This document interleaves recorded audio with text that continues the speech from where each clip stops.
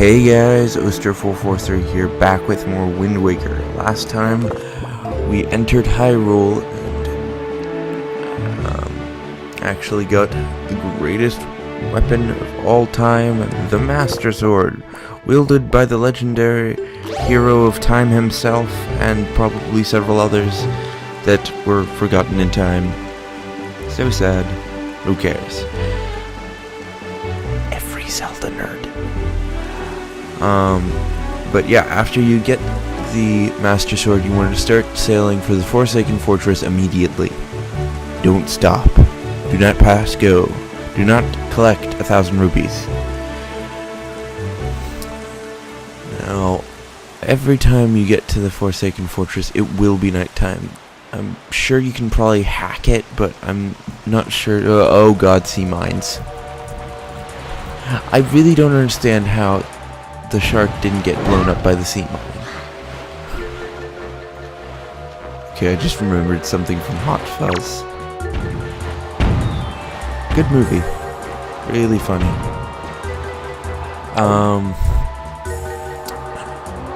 I'm trying to shoot down this poor shark, and I succeed.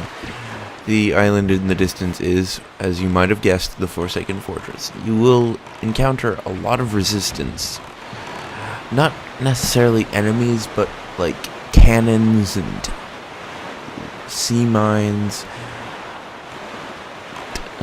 angry squirrel, that kind of stuff. But as you can see, it getting rather bigger, rather faster. We are almost there. You can see the searchlights now. But since your boat's so small, you can just cruise on by. I probably should have gone left here instead of right, but since I'm not exactly the most clever LPer, I didn't really look too much at too many guides before I did this. I actually have the guide right next to me, and I didn't even bother to do that. But yeah, there are lots of cannons mounted on the sides, and lots of searchlights. You need to find the door and break it down with your bombs. Break it down. I think you can take out the cannons with your cannon. The King of Red Lions really needs to get a sense of direction. Alright. Let's get a move on. Cruise control, man. Cruise control. Okay. So, when you're sailing into the wind, cruise control is all you got. The sail will not work. It would have been a nice touch for the sail to actually push you back if you were to open it while you're facing the wrong direction, but that would be a bit too complicated for the GameCube. But yeah, there's the door. And of course, I missed the first shot. And there we go. And continue. Coming up is the greatest Easter egg ever in a video game. It is my favorite Easter egg in, well, there's a close second. Well, this is a close second to my favorite, but this is the most amazing Easter egg that they kept in a lot of games. A lot of these games that I just love. But yeah, we're back in. You start in the same place. There's this an ominous skull right there. What I suggest doing is emptying a bottle here, because this Easter egg isn't just a funny little novelty. It actually makes what we're about to do a lot easier than using the sword. And remember, keep your bottle equipped. Start walking to the door, and your laugh Ooh. It's a big, dark, shadowy guy. Hey, I think Goku's gonna want that back. Yep. The most amazing, one of the most amazing Easter eggs in this game. The Lord of Evil can be defeated with a household bottle. Like, by household, I mean like a normal, everyday bottle.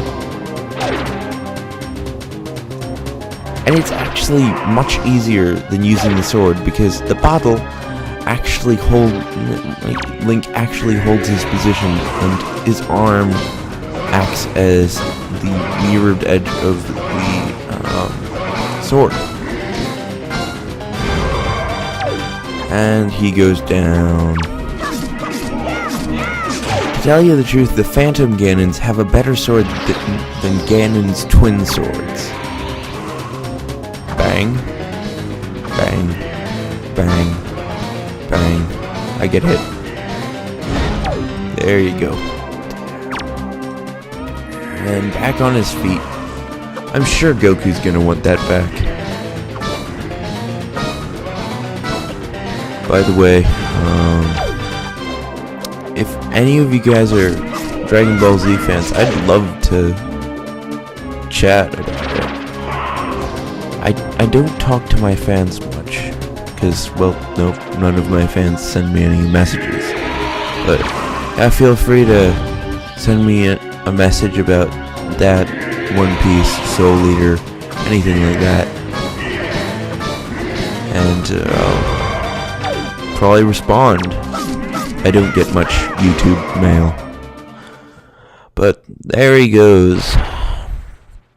And he took his sword with him.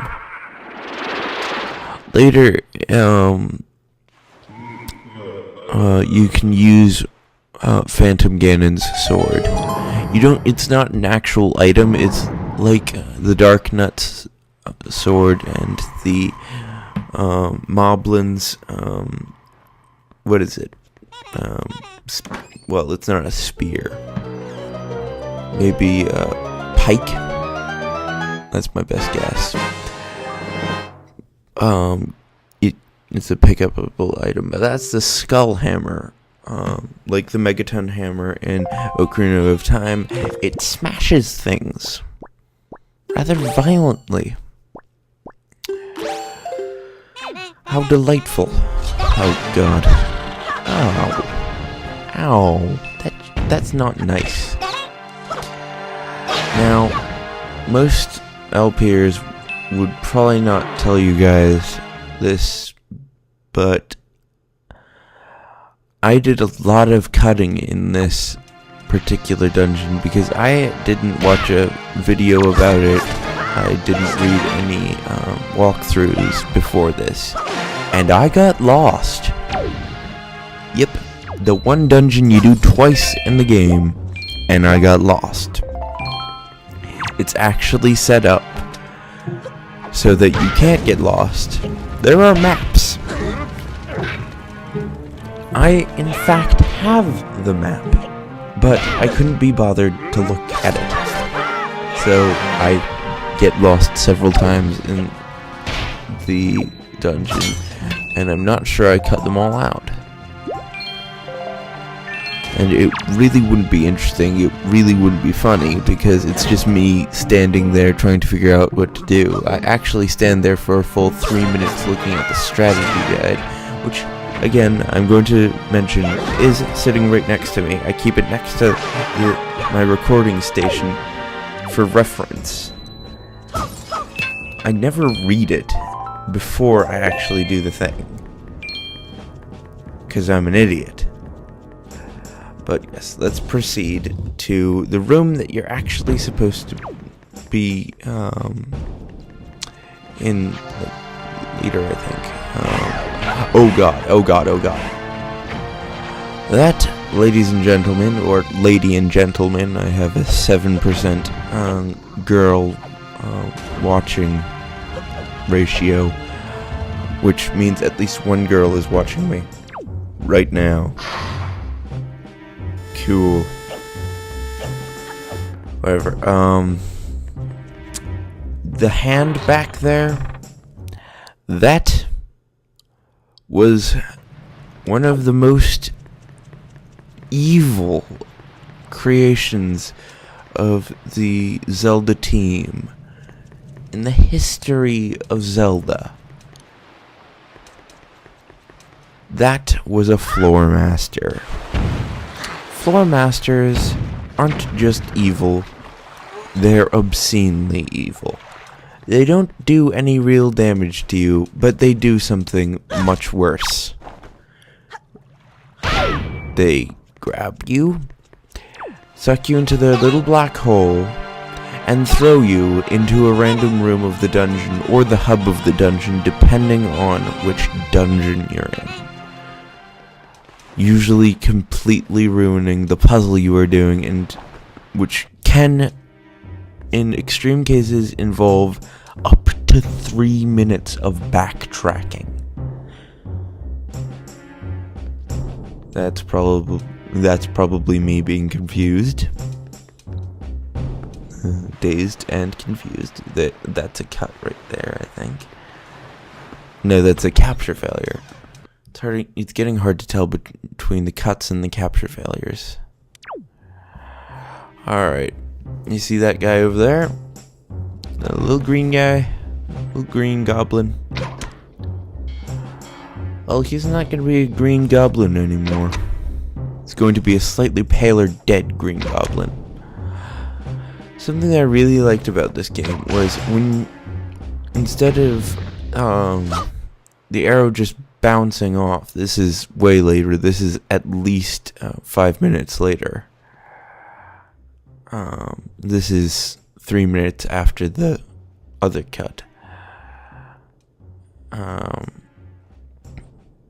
I forgot what I was talking about. That's amazing. But back to the point. After you get up here, you're going to see some stairs. And those stairs may seem familiar to the people who watched me fail several videos back. If you're new to watching, I'm Oster443. I do LPs. I'm forgetful and lazy. But I am very devoted to posting. Except for that one Friday when my internet connection was so bad I couldn't even upload a 5-second video. It actually, when I was trying to upload the part, it actually said 320 minutes to upload. I waited those 320 minutes. I came back. It said error. I uploaded it again. Same thing happened. So I am currently uploading it on the following Monday. It's going to make this much more simpler, because now I don't have to worry about any more of that. But after you get back up here, the searchlights will start looking at you, and guess what? Something I didn't know is that they have cannons inside as well as outside. So, this is gonna really become a real, well, pardon my French, but if there are children in the room and parents in the room, cover their ears. This is gonna become a real shitstorm. Alright. Now, if you don't think you can get across by normal means I mean sliding, you can then grab your... I just killed the enemy and hit the switch at the same time. You can grab your... So many nanats. I am forgetting the name of the item.